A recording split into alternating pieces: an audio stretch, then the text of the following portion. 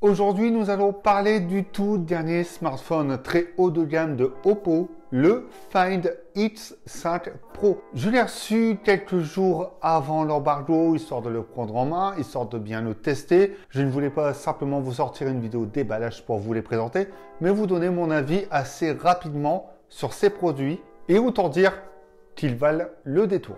J'ai également reçu le Find X5, mais ça on en parlera dans une autre vidéo, qui a quand même certains composants similaires, à savoir que ce Find X5 Pro sera disponible fin mars à partir de 1299 €. C'est un tarif qui permet de positionner ce smartphone dans le segment très haut de gamme, mais surtout titiller les leaders du marché. Oppo a toujours su innover, technologie ou même design.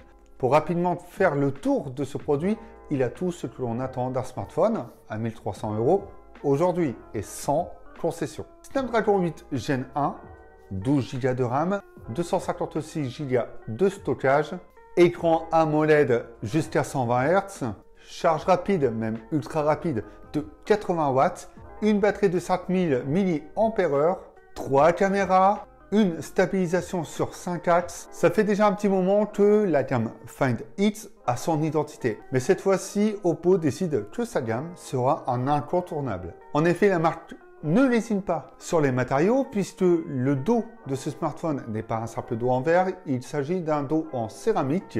En bref, ça permet, face au verre, d'être 2 fois plus résistant.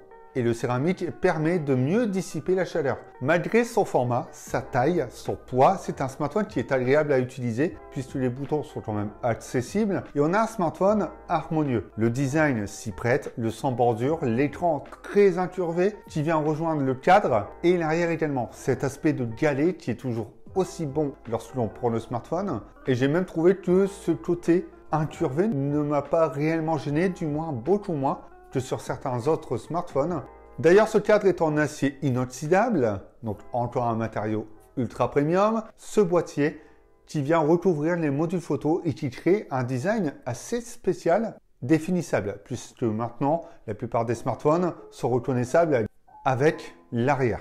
La forme du module photo un peu incurvé n'est pas anodine. Celle-ci permet de ne pas gêner le module photo avec l'index et de ne pas gêner l'index lorsque l'on tient le smartphone. Et c'est un petit détail plutôt bien pensé. C'est un smartphone raffiné, de qualité, super bien fini. Pour le prix, on a ce que l'on attend du produit. Je disais tout à l'heure qu'il était grand et lourd. Effectivement, il pèse 218 grammes. C'est un peu lourd pour un smartphone. Il y a beaucoup d'éléments dedans qui forcément l'alourdissent, mais le poids est plutôt bien réparti et on prend l'habitude d'avoir 218 grammes dans la main. L'écran n'est pas mis de côté non plus. On a un écran de 6,7 pouces Quad HD+, protégé par du Corning Gorilla Victus Plus, la protection la plus élevée que l'on puisse trouver sur le marché actuellement. Une dalle qui est capable de proposer un rafraîchissement d'image alors de 1 à 120 Hz en adaptatif, compatible HDR10+, une luminosité allant jusqu'à 1300 nits. L'écran est lumineux, flatteur, vous pourrez également encore paramétrer ça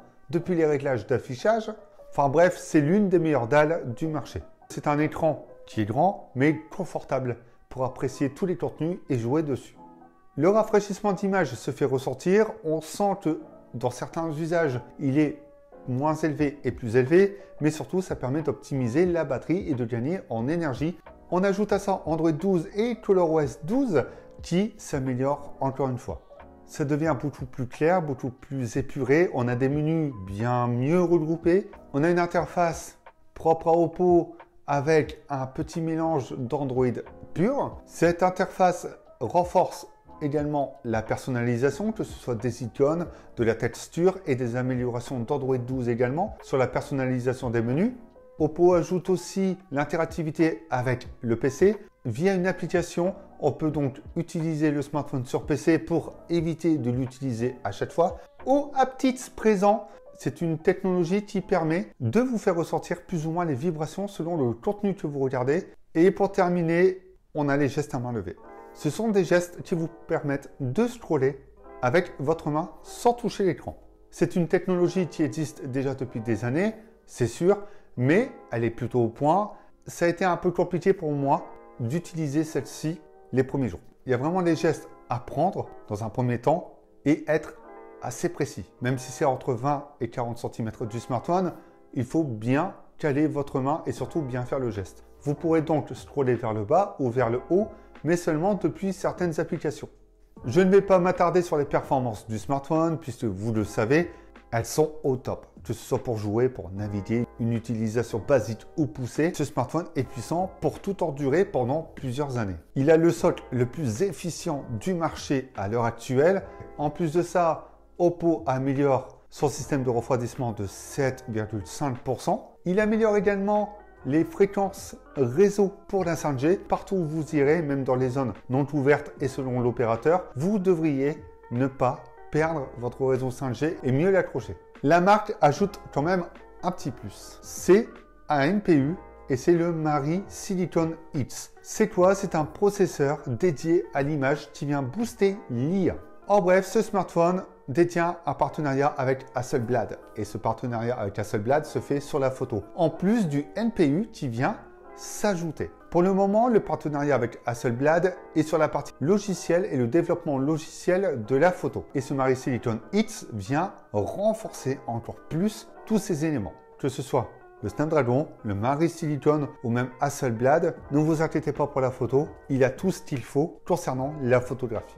Et pour vous répondre, oui, il n'y a pas de capteur macro. Pourquoi? Parce que tous ces composants prennent de la place. On a deux capteurs de 50 mégapixels. Le premier capteur de 50 mégapixels est un capteur grand angle, stabilisé OIS, mais également sur 5 axes. Le second capteur de 50 mégapixels est le capteur ultra grand angle. Oppo a absolument souhaité que ces deux capteurs soient d'excellente qualité pour gagner en détail, puisque ce sont les deux capteurs que l'on utilise le plus fréquemment. Et le troisième capteur est un capteur téléobjectif x2 de 13 mégapixels. En soi, le traitement de l'image est le plus performant du marché. Il permet de débrider toutes les capacités photographiques pour aller chercher l'image à la source. Mais ça concerne aussi la vidéo puisque ça améliore la vidéo 4K. Et cet ensemble se fait de jour comme de nuit. On ajoute à ça l'économie d'énergie consommée lors de la prise de photos et de vidéos. Il y a beaucoup moins de grains et de réduction de bruit. Il y a une meilleure reproduction des couleurs et de l'ambiance de scène. On gagne en détail sur les parties sombres. Je parlais de la stabilisation 5 axes, qui est la première sur le marché à être véritablement sur 5 axes. On a également la présence d'une lentille en verre qui supprime beaucoup mieux les aberrations chromatiques. Et on a moins de halo, pour des couleurs plus fidèles et des blancs plus réalistes. Et ça donne quoi? En réalité, les photos sont excellentes. Ça saute aux yeux, le rendu est vraiment au top. Il n'y a pas d'abus d'entrée de lumière. Il n'y a pas énormément de brûlure. C'est pas trop saturé. C'est pas trop contrasté. Et avec l'IA, on constate que la restitution de la scène est encore meilleure. Et sans être trop vif. En plus de ça, entre le capteur ultra grand angle et le capteur grand angle, il n'y a pas trop de différence sur le rendu de la scène, l'ensemble reste cohérent et les angles sont vraiment bien gérés. Il n'y a pas cet aspect de distorsion présent. Et on a le même taux de détail que sur le capteur classique. Pour le zoom, on sent que l'ambiance de scène n'est pas la même que celle sur les deux autres capteurs. Ça reste vraiment détaillé. Par contre, une fois qu'on a passé le x2, que l'on passe en zoom numérique, on perd énormément en détail. C'est la première collab entre Hasselblad et Oppo.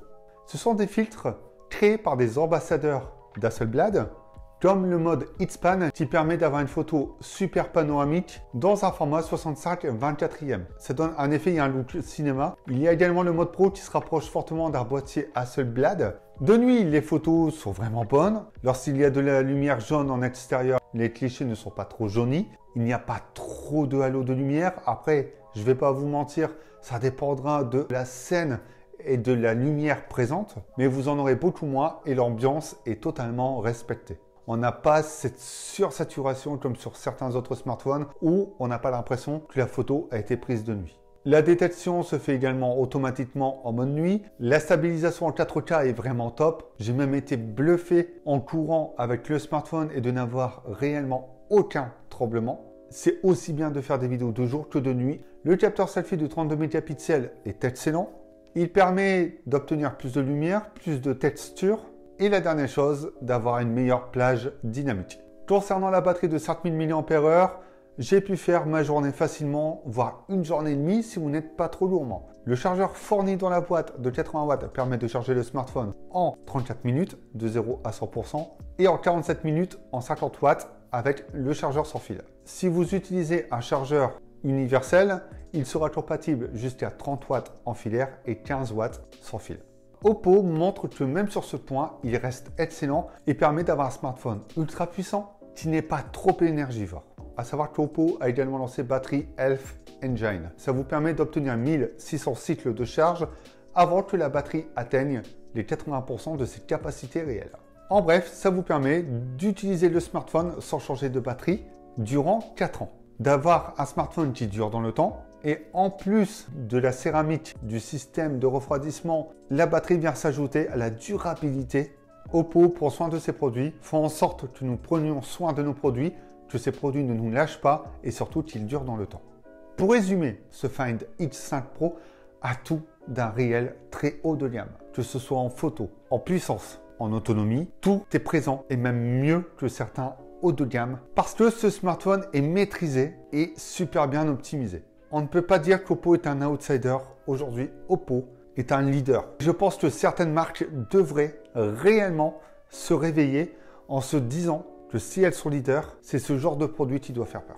Avant de terminer, sachez qu'il y a une précommande, 1299 €, mais avec des accessoires d'offert puisqu'il sera disponible que le 24 mars. Jusqu'au 23 mars, vous aurez les Anko X offerts, la Watch Free, le chargeur sans fil AirVolt et une coque en Kevlar. Ça fait 380 € d'accessoires offerts pour toute précommande de ce Find X5 Pro.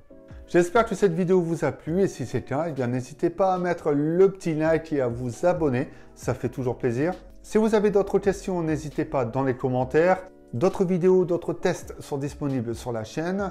Avant de se revoir, il faudra patienter un petit peu. Donc prenez soin de vous et n'oubliez pas, amusez-vous avec vos smartphones.